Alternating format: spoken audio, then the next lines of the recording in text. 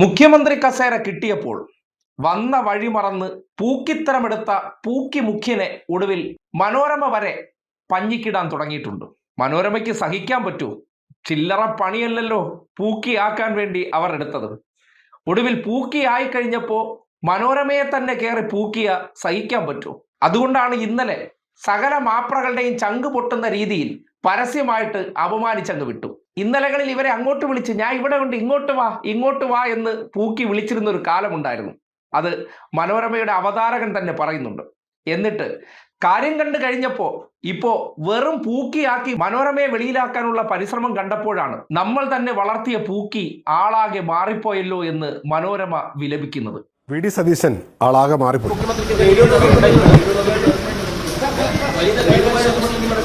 കണ്ടാ മിണ്ടില്ല, ചോദിച്ച മറുപടിയില്ല,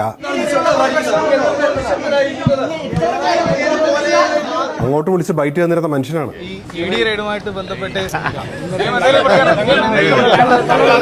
എന്നാലും നമ്മളോട് ഇത് വേണ്ടായിരുന്നു സതീഷേട്ടാ. ഒന്ന് രാവിലെ ഞാൻ വീട്ടിൽ നിന്ന് ഇറങ്ങിയതാണ് വീട്ടിൽ നിന്ന്. അപ്പൊ ചോദ്യം, എന്നിട്ട് പറഞ്ഞില്ലല്ലോ.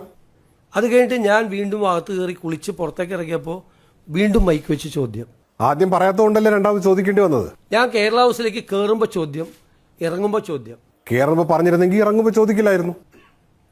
പിന്നെ ഞാൻ വണ്ടിയിൽ കയറിയിരിക്കുമ്പോൾ ഒരു മൈക്ക് എൻ്റെ മുഖത്ത് വന്നാണ് ഇടിച്ചത്. വല്ലതും പറ്റിയോ എന്തോ മൈക്കിന്? അത് ഞാൻ പഠിച്ചിട്ടല്ലേ പറയേണ്ടത്, മനസ്സിലാക്കിയിട്ടല്ലേ പറയേണ്ടത്. എന്നാൽ ആദ്യം ചോദിച്ചപ്പോൾ തന്നെ ഇതങ്ങ് പറഞ്ഞാൽ പോരായിരുന്നോ?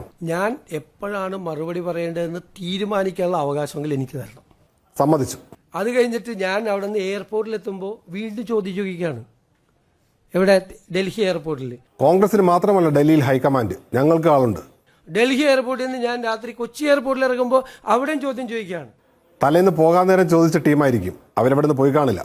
അത് കഴിഞ്ഞിട്ട് അവിടെ നിന്ന് ഒരു 2 കിലോമീറ്റർ 3 കിലോമീറ്റർ എൻ്റെ വീട്ടിലേക്ക് അവിടെ ചെന്നപ്പോൾ അവിടെ നിൽക്കുകയാണ്. ഒരു ടീം അവിടെ വീടെടുത്തിട്ടുണ്ട്, റേഷൻ കാർഡൊക്കെ ശരിയായി. ഇത്രയും യൂണിറ്റുകൾ നിങ്ങൾക്ക് ഉണ്ടോ? ശരിക്കും അല്ല, ഞാൻ സീരിയസ് ആയിട്ട് ചോദിക്കുക, എനിക്കൊന്ന് അറിയാൻ വേണ്ടിയിട്ടാ.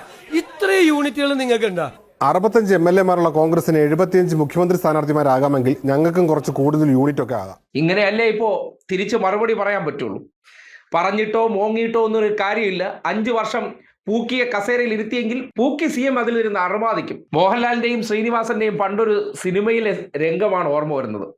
അതായത് അമേരിക്കയിലേക്ക് പോകാൻ മോഹൻലാലിനെ നിയോഗിക്കുന്ന സന്ദർഭത്തിൽ ശ്രീനിവാസൻ തൊട്ടടുത്ത് പോയിരുന്ന് അമേരിക്കയിലേക്ക് പോകാൻ വേണ്ടി അടിമപ്പണി ചെയ്യുന്ന ഒരു രംഗമുണ്ട്. അപ്പോൾ നല്ല കവിള് എന്ന രീതിയിൽ ഒരടി കവാലത്തിൽ മോഹൻലാൽ കൊടുക്കുന്നുണ്ട്.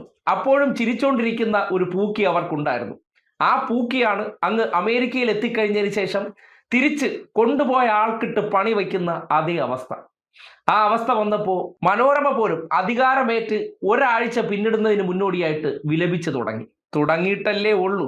ചിരിക്കുന്ന പൂക്കിയെ കസേരയിൽ കൊണ്ടുവരാൻ മൈക്ക് ഉൾപ്പെടെ ആയുധമാക്കിയവർ ഇന്നിപ്പോ ആ മൈക്ക് ഒരു ശല്യമാണെന്ന് പറഞ്ഞു തുടങ്ങുമ്പോൾ വല്ലാത്ത നിരാശയിലാണ്. കുറെ കുരുപൊട്ടി ഒലിക്കാനുള്ള അവസരമുണ്ട് എന്ന് ആ പ്രതികരണം തെളിയിക്കുന്നുണ്ട്.